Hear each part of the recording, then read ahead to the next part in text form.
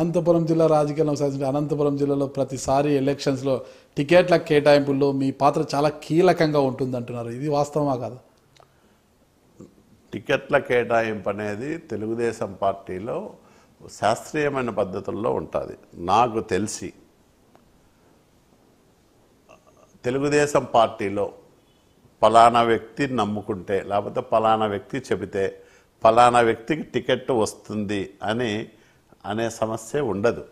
ఎందుకంటే నేను కల్లారా చూసా.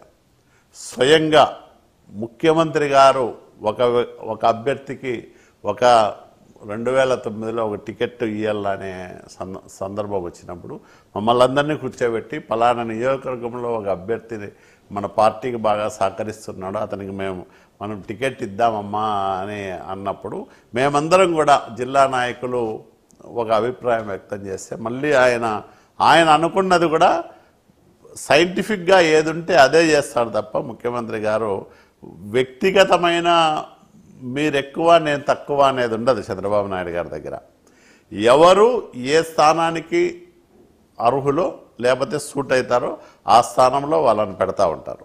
అట్లాగే ఎవరికైతే విజయావకాశాలు ఎక్కువగా ఉంటాయో రకరకాల సర్వేలు, వాళ్ళ పనితీరు, వాళ్ళ సామాజిక వర్గము, వాళ్ళ స్థితిగతులు ఇవన్నీ కూడా ఇంత కసరత్తు ఏ పార్టీ కూడా చేయదు.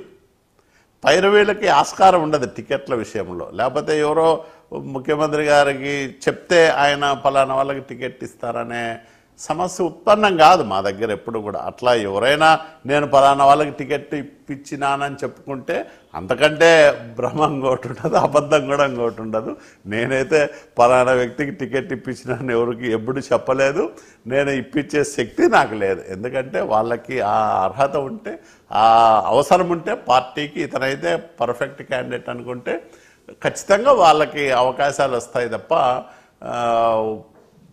సిఫార్సులకి లేదా పలానా వ్యక్తి చెప్తే ఇన్ఫ్లుయెన్స్లకి చంద్రబాబు నాయుడు గారు ఈల్డ్ గారు ఎప్పుడు కూడా. గుమ్మగుట్ట జెడ్పీటీసీ నాగరాజుని మీరు జెడ్పీ చైర్మన్గా ప్రతిపాదించారు. చివరికి ఇద్దరి మధ్య రాజు గురించి 2.5 సంవత్సరము చమన్ సాబ్ గారు 2.5 సంవత్సరం నాగరాజు గారికి ఒప్పందం కుదిర్చినట్లు కూడా చెప్తున్నారు.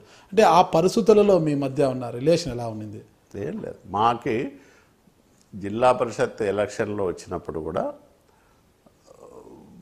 ఎవరు అభ్యర్థి అయితే బాగుంటుంది అనుకున్నప్పుడు ఒక 4-5 పేర్లు పరిశీలన చేసి అధినాయకుడు ముందర పెట్టినప్పుడు ఆయన అన్నీ చూసిన తర్వాత